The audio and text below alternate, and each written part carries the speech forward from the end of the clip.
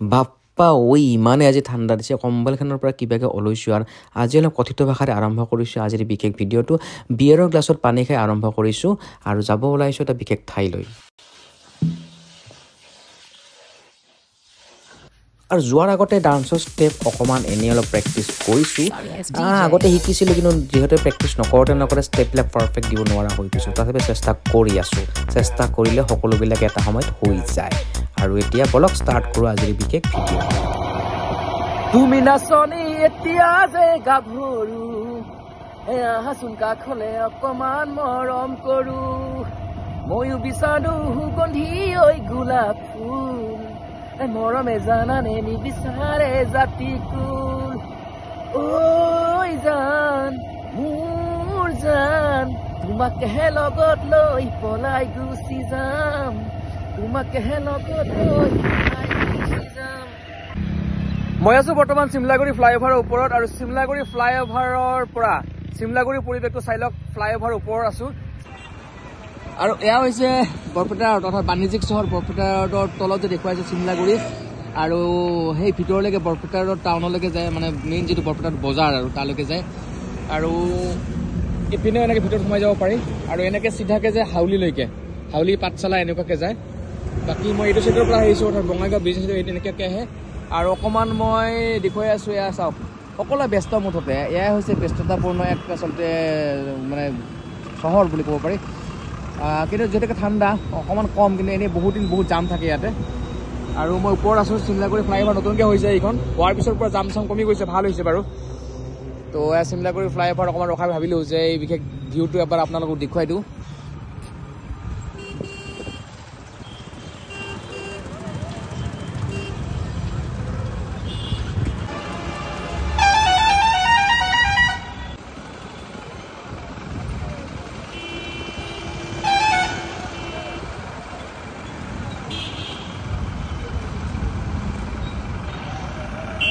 আৰু এইখন হৈছে মোৰ বন্ধু এজনৰ ৰেষ্টুৰেণ্ট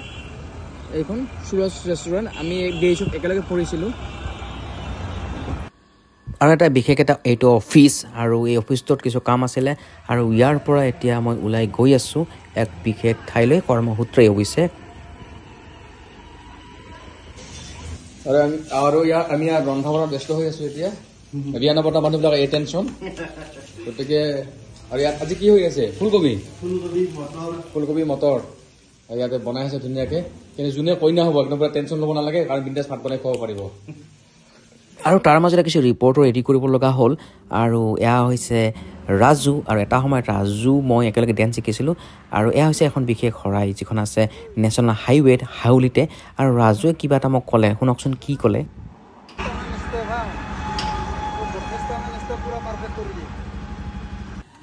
আৰু তাৰপিছত আহি গ'লোঁ হাউলি টাউনলৈ আৰু হাউলি টাউনত আহি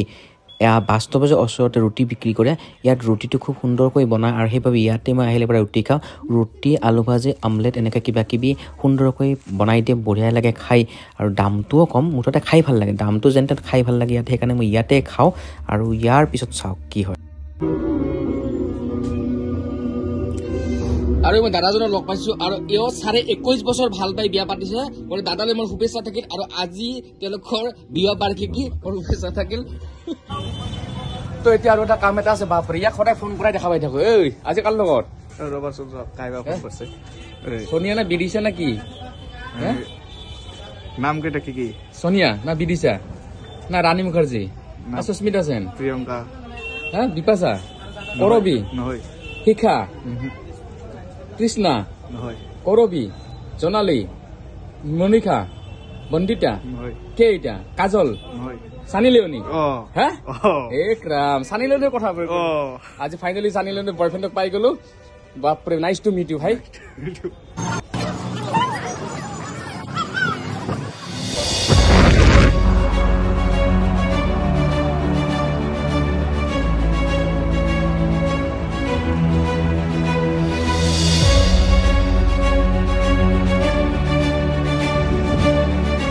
আৰু মোৰ কেমেৰাত আবদ্ধ হৈছে এই বিশেষ সুন্দৰ দৃশ্যটি